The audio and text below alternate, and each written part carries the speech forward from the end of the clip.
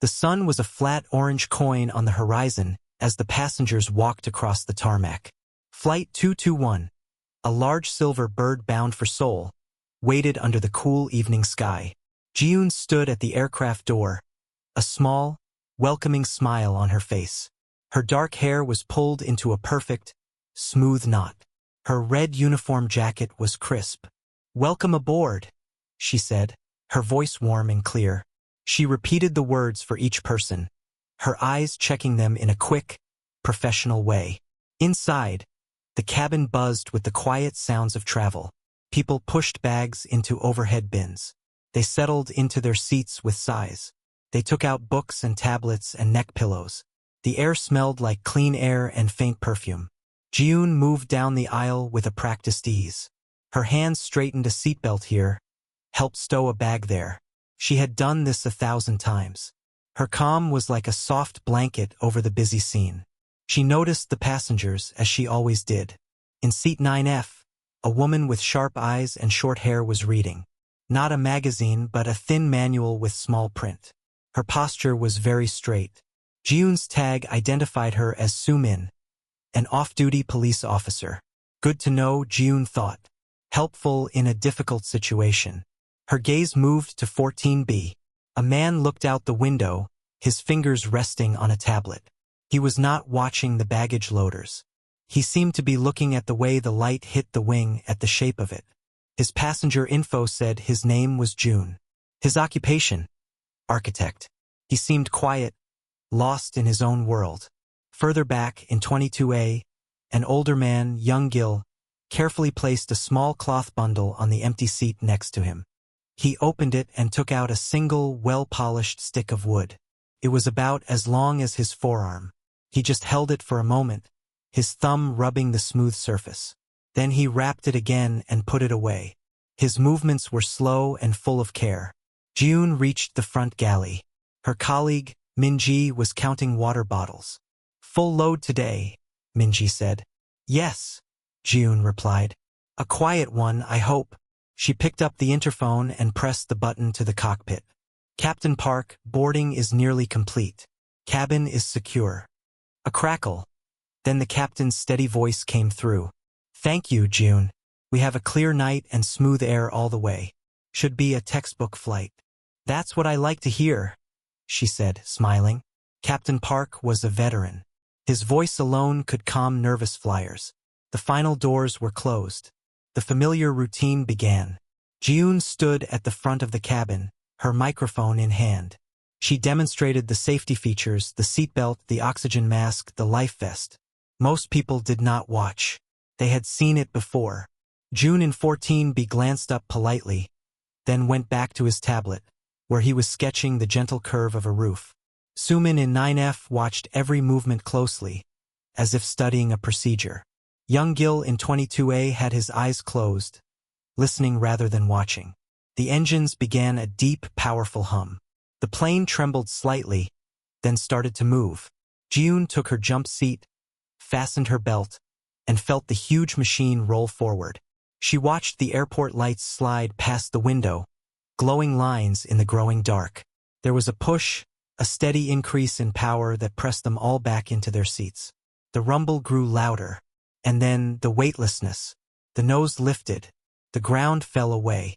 The lights of the city became a twinkling grid, then a distant smear of gold. They were airborne, climbing into the deep blue of the upper atmosphere. Soon, the seatbelt sign chimed off. Ji-yoon and the other crew members unbuckled and began their first service. They moved with a quiet efficiency, offering drinks, smiling, answering questions. The cabin settled into a sleepy rhythm. The main lights were dimmed. A few reading lamps shone like little islands in the darkness. June looked out his window. They were above a vast, unbroken blanket of clouds, glowing white under a nearly full moon. The world below was gone. He felt the strange, peaceful disconnect of modern flight. He was in a metal tube, hurtling through freezing emptiness. Yet he was warm and safe, sipping water. He turned on his tablet and began to draw, not a building, but the endless, soft landscape of clouds. In the cockpit, Captain Park chatted softly with his co-pilot. The screens glowed green with steady, reassuring numbers. "A quiet night," the co-pilot agreed. June walked slowly down the aisle, picking up empty cups. She checked on a sleeping child. She gave an extra blanket to an elderly woman. Her world, in this moment, was this long, narrow cabin.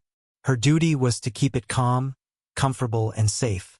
It was a simple duty, and she held it close. Everything was normal. The gentle sway of the plane was a cradle. The steady drone of the engines was a lullaby. In seat 22A, young Gil slept, his hand resting on his bag containing the wooden stick. In 9F, Sumin finally closed her manual and leaned back. In 14B, June put his tablet away and watched the moonlit clouds, a feeling of empty peace in his chest. June returned to the galley. She looked at the dimmed cabin, the silhouettes of resting passengers. She allowed herself a small, quiet breath. The flight was going perfectly. It was just another night in the blue. For nearly an hour, the quiet peace held. The gentle hum of the engines was a sound so constant it faded into silence. Most of the cabin was dark, lit only by the faint glow of floor lights and a few personal screens. June sat on a small fold-down seat in the back galley, writing in her service log. The soft scratch of her pen was the only sound. June in 14B had fallen asleep, his head leaning against the cool window. On his tablet, which had gone dark to save power, was a half-finished sketch of the wing against a starry sky. His breathing was slow and even. In 22A, young Gil was awake. He stared out at the night, not seeing the beauty, but feeling the immense, empty distance. He had crossed oceans many times in his long life. This feeling of suspension, of being nowhere, always made him thoughtful. His fingers tapped a silent, complex rhythm on his knee. Up front, Sumin in 9F was also awake. She could never sleep on planes. Her eyes, trained to notice details, scanned the cabin every few minutes. Exit rows, the position of the crew, the behavior of other passengers. It was a habit, not a fear. She noted the calm, the normalcy. Everything was as it should be. Then, everything changed. It did not start with a sound. It started with a feeling. A deep, wrong vibration that came up through the floor and into the bones. It was like the plane had driven over a giant strip of rough metal in the sky. June's eyes snapped open. His window view was no longer a peaceful moonlit scene. The world outside twisted. The stars smeared into streaks of light.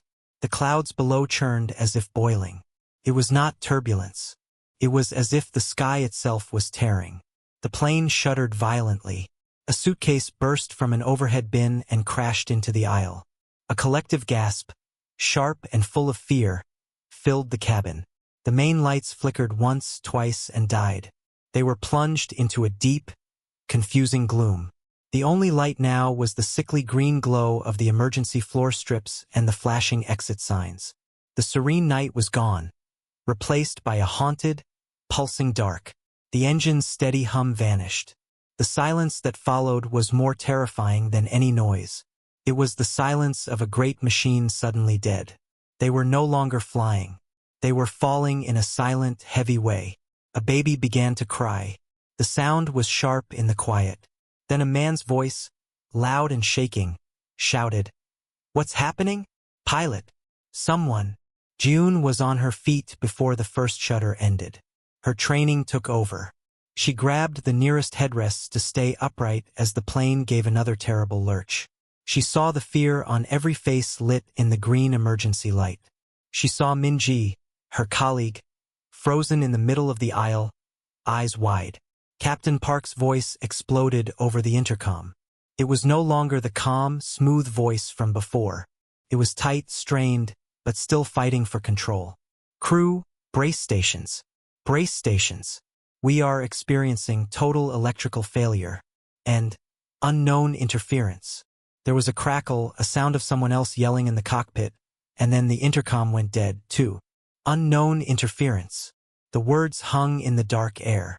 June pressed his face to the window, his heart pounding in his throat. His architect's mind, which loved clean lines and clear structure, tried to make sense of the chaos outside. Then he saw them. Shapes moved out there in the dark. They were not planes. They had no lights, no wings.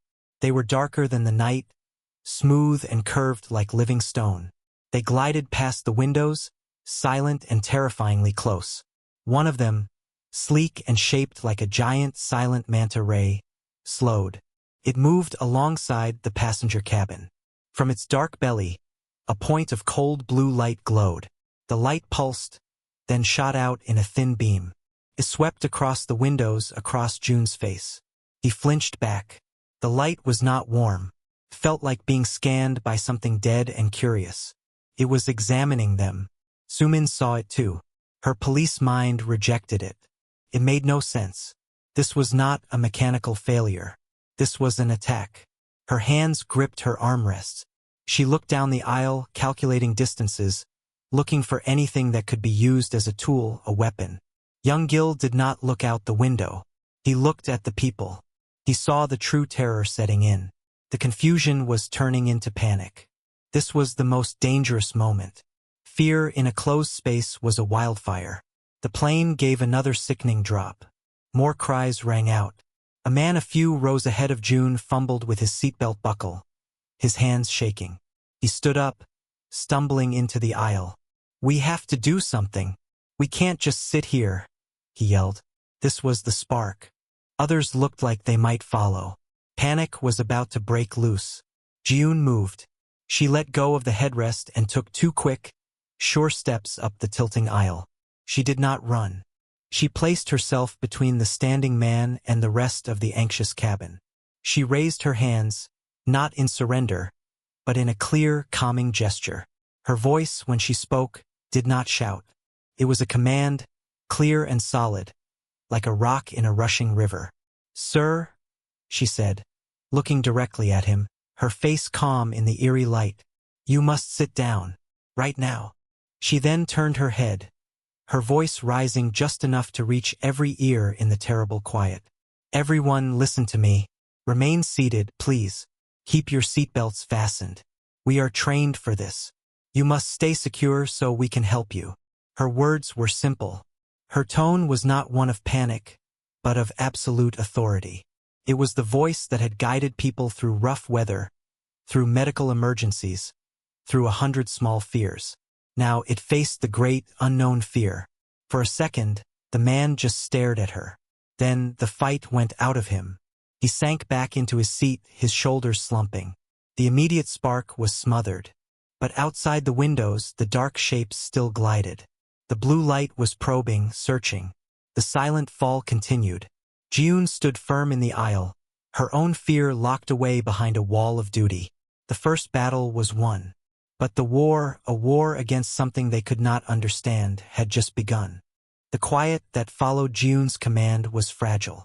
It was the quiet of people holding their breath. The only sounds were the creak of the aircraft frame, the crying of the baby, and the low, rushing wind outside. The plane was gliding now, a heavy, silent weight dropping through the strange, twisted sky. June stayed standing in the aisle. Her legs felt weak, but she kept them straight. She was a fixed point. If she moved, the fear might break loose again.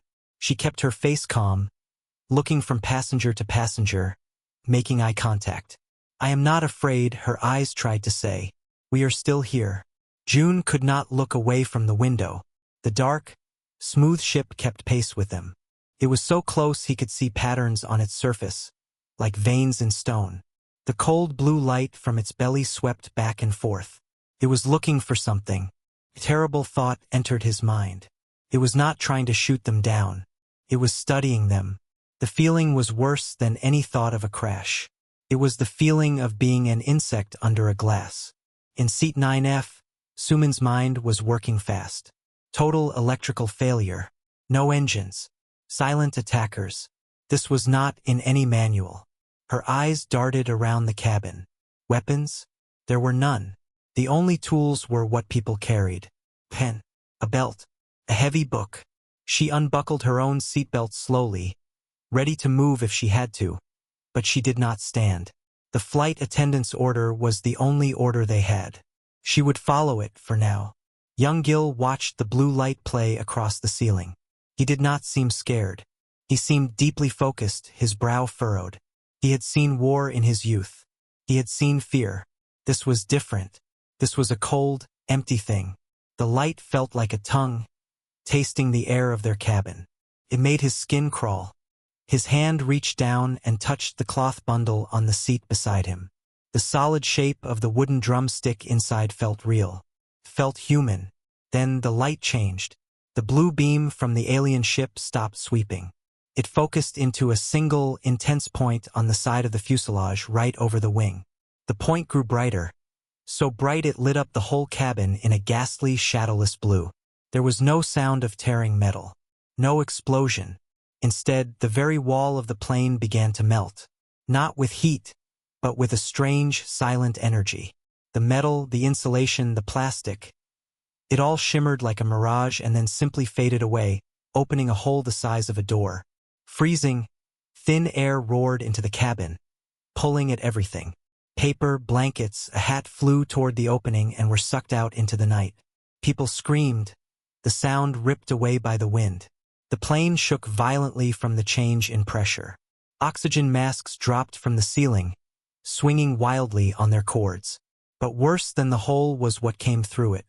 Tendrils of the same blue light, thick as a man's arm, snaked into the cabin. They were not solid, not liquid. They were pure, coherent energy. They moved with a horrible, intelligent slowness, probing the seats, the luggage bins. One tendril drifted toward a man sitting 3 rows in front of June. The man, Mr. Kong, was a businessman. He was trying to put on his oxygen mask, his hands shaking badly. He saw the light coming.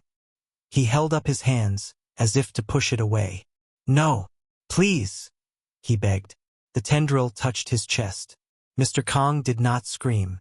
He glowed. His whole body lit up from the inside with that same cold blue light. For a second, June could see the shape of his bones, the outline of his heart.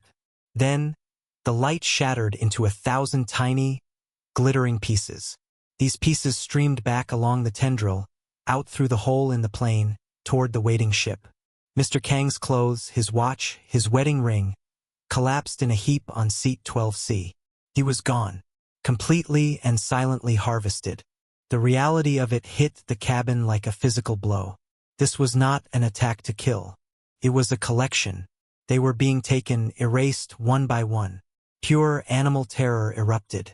A woman near the back scrambled over her seatmate, trying to run, though there was nowhere to go. Another man began pounding on the wall, sobbing. The fragile order broke. June felt the panic surge. She had to act. She grabbed 2 swinging oxygen masks and pushed her way toward the woman who was climbing. "Stop!" she yelled, her voice finally breaking into a shout. She pulled the woman down, forced a mask over her face. "Breathe. You must breathe." The woman fought her for a second, then collapsed, gulping the oxygen. Sumin was already moving. She could not fight the light, but she could fight the panic. She stood up, using her loud, command voice. "Listen. Get your masks on. Help the person next to you." She grabbed a man who was hitting the wall and spun him around. "Your family needs you to be smart right now. Put this on." She shoved an oxygen mask into his hands. June sat frozen, staring at the empty clothes in seat 12C. His mind was blank with horror. The blue tendril was moving again. It was weaving its way down the aisle now, touching empty seats, tasting the air. It was coming toward his row. He saw its path. It would touch the elderly woman in 13A first. Then it would come for him. His body would not move. He was an architect. He built things. What could he build against this? He thought of his parents, his sister. He thought of the quiet, safe lines of his drawings. This was a world with no lines, no safety, no sense. He watched, helpless, as the tendril of light reached for the old woman in 13A. She closed her eyes, her lips moving in a silent prayer. June wanted to look away, but he couldn't. He was going to watch her disappear, and then it would be his turn. The cold blue glow filled his vision. The sword of humanity, if it existed, felt very, very far away and very, very asleep. The blue light hovered just inches from the old woman's shoulder. June could see every shimmering particle in the energy tendril. He could see the terror on her face. He was next. His fingers dug into the armrests, his knuckles white. But his body was a statue of fear. Then a voice cut through the roaring wind and the cries. It was not a shout. It was loud, sharp, and full of an ancient, stubborn anger. Hey! It was young Gil. He had stood up. He was ignoring the oxygen mask dangling by his head. His face, lit by the ghostly blue, was a mask of defiance. He held his wooden drumstick not like a tool, but like a short sword. The tendril paused. It seemed to sense a new subject. It slowly turned away from the old woman and began to drift toward young Gil. "That's it," the old man muttered. "Look here." June saw him standing. "Sir, please sit down. You must secure yourself." Her voice was desperate. He was going to get himself taken. Young Gil did not listen. He took a step into the aisle, putting himself between the tendril and the rest of the passengers in the back rows. He raised the drumstick and brought it down hard on the metal frame of a seat. Top, top, top, top, top. The sound was not loud, but it was wrong. It was a complex human rhythm. It was not a machine sound. It was not a sound of fear. It was a pattern, a beat from a folk song or a village festival. It was alive. The blue tendril flinched. It was a small, quick jerk, like a worm touched by a thorn. It did not like the sound. Young Gil saw it. A grim smile touched his lips. "You see?" he said to the empty air, as if speaking to the ship outside. "You see data. You see quiet meat to collect. You do not see this." He hit the metal again, the same rhythm, louder now. Top, top, top, top, top. The tendril stopped its advance. Pulsed, confused.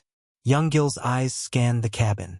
They landed on June, who was still frozen, watching this strange battle. "You!" Young Gil barked, pointing the drumstick at him. "The architect. The boy who sees how things fit. Don't just stare. The wall. The oxygen panel by the floor." June blinked. The words didn't make sense. Oxygen panel? The manual release. Young Gil yelled over the noise. "It has a handle, like a stubborn old water valve in a basement. Find it. Open it." The order was so specific, so nonsensical, that it broke June's paralysis. His mind, trained for problems, latched onto it. A valve. A manual release. He looked away from the light. He looked down at the interior wall of the plane next to his legs. He saw a small, almost invisible panel with tiny, recessed screws. At the same time, Sumin understood. She was helping a child with a mask, but her eyes met young Gil's. He nodded toward the tendril. She understood her job. Distract it. She let go of the child and moved. She didn't have a weapon. She grabbed a heavy hardcover book from a seat pocket. As the tendril, irritated by young Gil's drumming, began to move toward the old man again, Sumin threw the book. It did not hit the light, passed right through it. But the movement, the sudden action, made the tendril whip around toward her. It was fast. It lunged. Sumin dropped to the floor, rolling between the seats. The tendril shot over her head, striking the window behind her. The window did not break, but a web of frost spread across it where the light touched. June was moving too. She saw the plan forming. The old man was the bait. The police officer was the distraction. The quiet architect was the tool. Her job was to keep the space clear. She held out her arms, shepherding people away from June's row. "Stay back. Give him room." June's fingers found the edge of the small panel. He had no tools. He dug his nails in, breaking them. He pulled. Nothing. He looked around, frantic. He saw the metal tip of a pen on the floor. He grabbed it, jammed it into the seam, and levered it. The plastic panel popped open with a crack. Inside was a small, red metal handle. It was labeled in clear letters, Manual O2 Bay Override.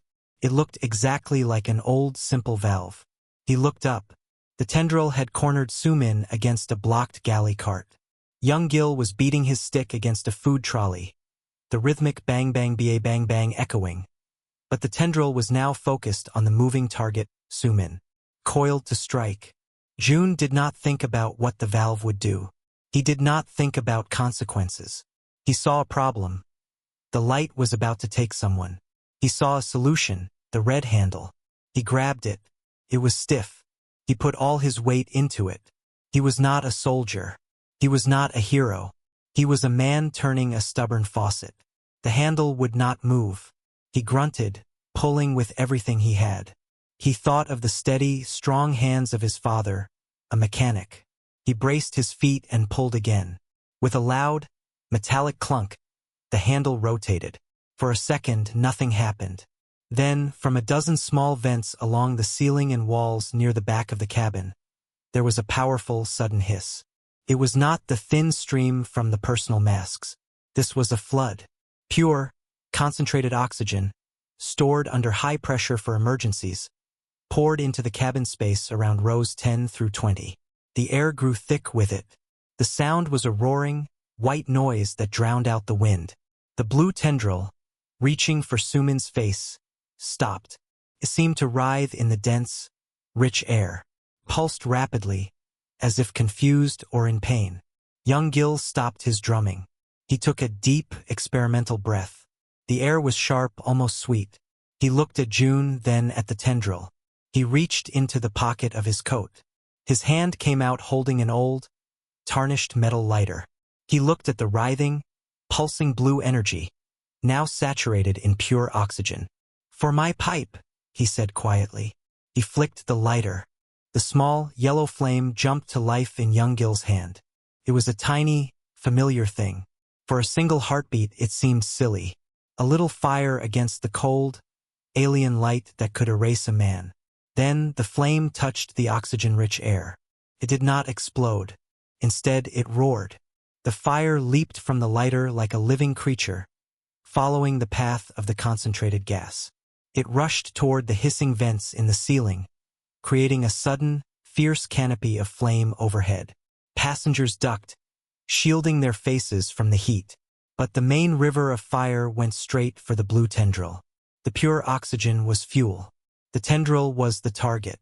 The fire enveloped the energy beam. This time, there was a sound. A sharp, shrieking crackle, like ice on a hot stove. The blue light burned. It twisted violently, trying to pull back, but the fire clung to it. The cold, scanning light turned into a column of angry orange and white flame. The shriek was not just in the cabin. It echoed through the metal bones of the plane itself. A high-pitched, grinding feedback that felt like needles in the teeth. The alien ship outside, connected to the tendril, felt the damage. Inside the dark cockpit, Captain Park was fighting the dead controls. His muscles ached from trying to steer the heavy, silent glider. The strange screech that vibrated through the floor was a new signal. It was a sound of pain, or at least of deep system failure. On the blank screens in front of him, a single, weak light flickered for a second. It was a backup power indicator buried deep in the systems.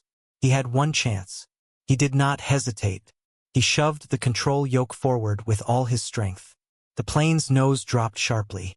In the cabin, the sudden dive was a violent, physical shock. Everyone was pressed forward into their seatbelts.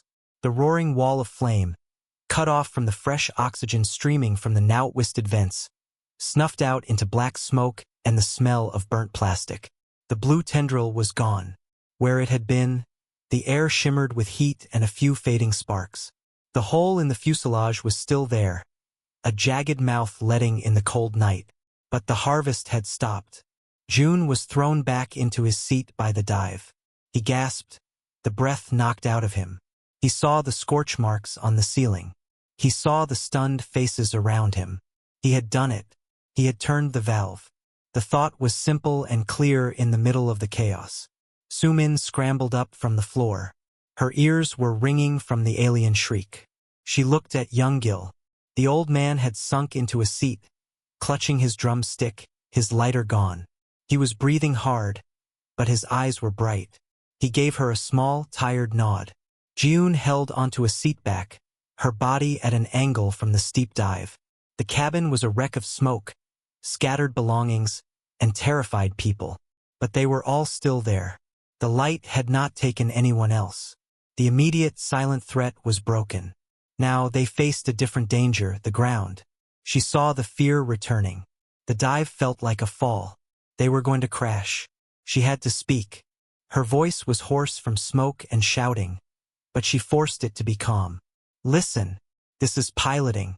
Captain Park is flying the plane. This is a maneuver. Stay down. Stay secure. Her words were a lifeline. People heard piloting. They heard flying. It meant someone was still in control. They were not just falling. They gripped their armrests, shut their eyes and trusted. Outside, the view from the windows was terrifying. The dark ocean was rushing up to meet them. The clouds were a blur. But the strange, smooth alien ships were gone. The attack had broken off. The fire, the feedback, the sudden violent maneuver, it was too illogical, too chaotic for their silent, harvesting logic. They had withdrawn to assess this noisy, burning, unpredictable prey. In the cockpit, Captain Park's co-pilot was calling out numbers from the one flickering altimeter. 3,000 meters. 2,500. Coming too fast. Captain Park did not reply. His whole world was the feel of the yoke in his hands and the blur of the dark ocean ahead. He was using gravity and desperation as his engine. He had to level out. He had to find a glide path. He saw a darker shape against the dark water. An island? A shadow? It was their only chance. He began to pull back on the yoke. The muscles in his arms screamed. The plane fought him, heavy and wanting to dive. He pulled harder. His vision spotted with the effort. The nose of the plane began, slowly, to come up. The violent dive softened. The rush of wind from the hole changed pitch. They were still falling, but now they were gliding. They were flying again in the only way left to them. In the cabin, the angle changed. The pressure in their seats lessened. June looked out his window. He could not see the ocean anymore, just a rushing darkness. But he could feel it. The terrible, silent float was over. They were moving with purpose now, even if that purpose was a desperate race toward the ground. The sword of humanity had not been a physical thing. It had been young Gil's defiant rhythm. It had been Sumin's quick distraction. It had been June's simple, mechanical solution. It had been June's unwavering command. And now, it was Captain Park's raw, physical skill, pulling them from a silent death in the clouds toward a hard, real fight with the earth. They were not safe, but they were, for this moment, together and uncollected. The quiet of the cabin was no longer the quiet of terror. It was the quiet of concentration, of every person holding on, waiting for the impact. The plane was a wounded bird, skimming just above the waves. The hole in its side tore a ragged scream from the air. Inside, the noise was everything. A howling, rushing wind that filled all spaces. No one spoke. There was no breath to waste on words. June stared straight ahead, past the empty clothes in seat 12C. His hands were locked on the armrests. The oxygen was thin again, the enriched air long gone. His head felt light. He thought of the valve, the red handle. A simple mechanical thing. It had worked. He clung to that fact. It had worked. Beside him, the old woman from 13A was praying aloud, her words ripped away by the wind. She was still here. He was still here. Young Gil sat with his eyes closed. He was breathing in a slow, controlled way. His heart was pounding, a drum in his chest. He listened past the wind, past the groaning metal. He was listening for the sound he knew was coming. The sound of the world rushing up to meet them. Sumin had buckled herself back in. Her eyes were fixed on the emergency exit door by the wing. She calculated the steps. Unbuckle. 2 rows forward. Pull the handle. Throw the door clear. Don't get sucked out. It was a plan. A small, clear list of actions for when the noise finally stopped. June was in her jump seat near the back. The straps dug into her shoulders. She had a cut on her forehead from flying debris, but she did not feel it. Her training played in her head like a clear, cold film. Brace for impact. Head down. Hands on ankles. Hold position. She looked down the tilted aisle. She saw faces, pale and strained in the flashing emergency lights. These were her people. For a few more minutes, they were still her responsibility. She raised her voice. It was a strain against the wind, but it was steady. Impact position. Everyone. Now. Head down. Hands on your ankles. Hold it. People moved like sleepers in a dream. They bent forward. They fumbled for their ankles. Parents pulled children against them. Strangers reached for each other's hands. June bent forward, his forehead touching the cool plastic of the seatback in front of him. The position felt small and childlike. The world was ending and he was asked to curl up. He closed his eyes.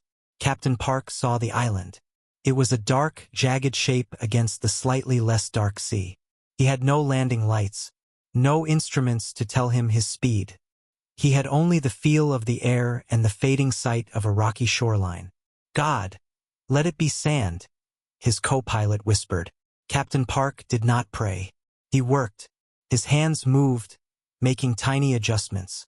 The wingtips wavered. The plane was stalling, losing the last of its lift. It was now or never. He pulled back a last, gentle fraction on the yoke, lifting the nose just a touch to slow their descent. It was a pilot's kiss, a final act of grace for a dying machine. The plane stopped flying. For a second, there was a terrible, silent float. Then the world exploded in noise. The main landing gear hit first, not on sand, but on a rough, pebbled beach. The sound was a colossal, wrenching crunch that shook every bone in the cabin. The gear sheared away instantly. The belly of the plane slammed onto the ground. A terrible scraping roar consumed the universe.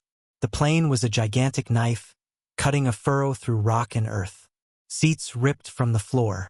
Luggage erupted from the bins like missiles. The air filled with dust and the smell of torn metal. June was thrown forward, then wrenched sideways. His seatbelt felt like a knife across his hips. Something heavy, a bag, smashed into the seat next to him and was gone. He kept his head down, his eyes squeezed shut, waiting for the final, killing impact. The screeching went on, felt like it would never end.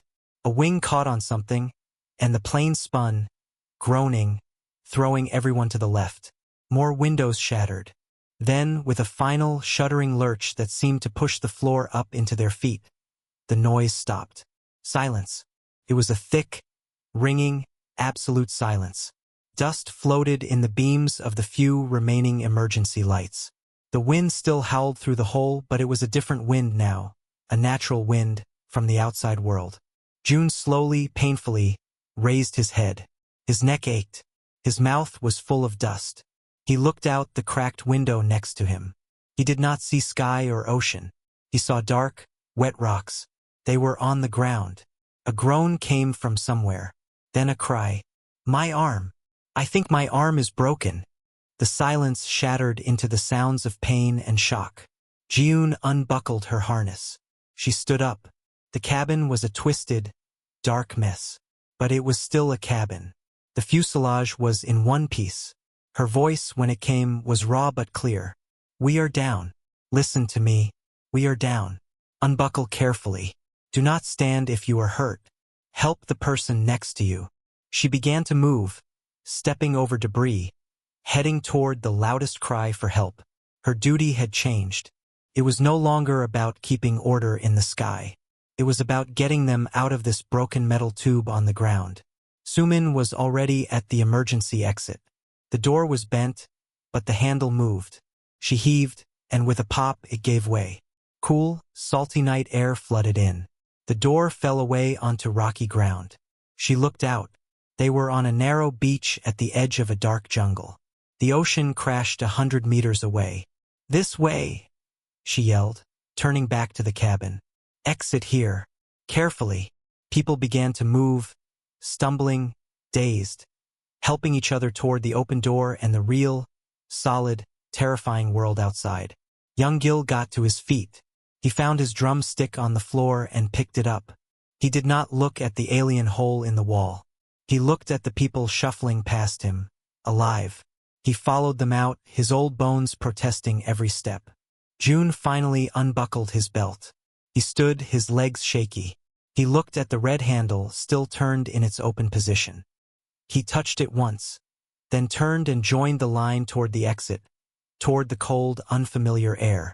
The night air was cold and tasted of salt and wet earth. One by one, the survivors stumbled from the ripped-open fuselage onto the rocky beach. They moved like people in a dream, shocked and silent. Some sat down right where they were, their strength gone. Others hugged themselves against the chill, staring back at the broken silver tube that had been their world. June stood a few meters from the plane, breathing hard. His whole body trembled. He watched the others come out. He saw the old woman from 13A, supported by a younger man. She was alive. He saw the man who had tried to stand up in the aisle, now holding a makeshift bandage to his forehead. Alive. Sumin had taken charge at the exit, helping people down the steep drop to the ground. Her voice was steady. Watch your step. Move away from the plane. Over here on the higher ground. She was creating order from the chaos, her police instincts a guide in the wilderness. Young Gil found a large, smooth rock and sat. He placed his drumstick across his knees. He looked up at the sky. It was a normal sky now, just stars and the moon and drifting clouds. The strange twisting was gone. The silent dark ships were gone. He listened. Only the crash of waves and the murmur of scared people. He closed his eyes for a long moment. June was one of the last to leave. She had walked through the wreckage of the cabin, checking. When she was sure it was empty, she climbed out through the emergency door. Her uniform was torn and stained. The cut on her forehead had dried. She stood on the beach, looking at the group of 73 people huddled together in the dark. 73. Out of how many? She pushed the thought away. They were here. They were alive.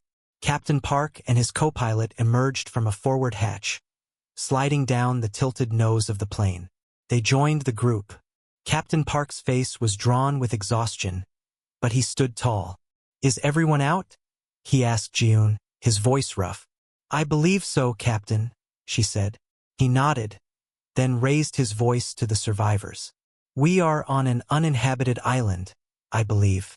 Help will come. They will have seen us go off course. We must stay together now. We must care for each other. His words were simple and true, but the night was very dark, and the jungle behind them was a wall of black. The group began to settle in a patch of drier sand above the tide line. People shared jackets. They used phone lights, though there was no signal, to check injuries. A young doctor who had been on board began to tend to the more serious wounds with a first aid kit. June walked slowly toward the water's edge. He needed to move. He needed to feel that he was really here. The cold Pacific water washed over his shoes. He didn't care. He looked up at the immense, quiet sky. He thought of the blue light. He thought of the red handle. He felt no pride. He felt a deep, hollow shaking that started in his bones. He heard footsteps on the pebbles. It was June. She stood beside him, also looking out at the dark ocean. For a long time, neither spoke. Finally, June said, You told us to remain seated. His voice was quiet, almost lost in the wind. She nodded slowly, still staring at the horizon. And you stood up when it mattered. She turned to look at him. In the moonlight, her face was tired, but her eyes were clear. We all did, in our own ways. They walked back toward the group. Young Gil was speaking softly to a family with small children, telling them an old story about a stubborn badger. His rhythmic voice was a comfort. Sumin was organizing a few able-bodied people to collect driftwood for a signal fire. June found a spot and sat. He watched them all. The flight attendant, now a leader on the ground. The off-duty officer, building safety. The old man, offering wisdom. The pilot, holding on to hope. A woman near him was crying softly. Without thinking, June reached into his pocket. His tablet was gone, lost in the wreckage. But he found a stub of a pencil and a crumpled receipt. He smoothed the paper on his knee. In the dim light of a phone, he began to draw. Not a building. He drew the curve of the emergency handle. Then he drew the shape of Young Gil's drumstick. Then the outline of an oxygen mask. Simple things. Human things. He was not a hero. June was not a hero. They were just people. A flight attendant doing her job. An architect solving a problem. A policeman keeping order. An old man remembering. Pilot landing a plane. But together, in that terrible, silent moment above the clouds, those simple things had become a sword. A sword made of rhythm and orders and stubbornness and skill. It had not been awakened in a shout. It had been whispered into being between them. And it had been enough. On the beach, the first flames of the signal fire began to climb, pushing back the dark. They did not know if anyone was watching. They did not know when rescue would come. But they were together on the solid, unyielding earth. They were no longer data to be collected. They were just people waiting for the dawn.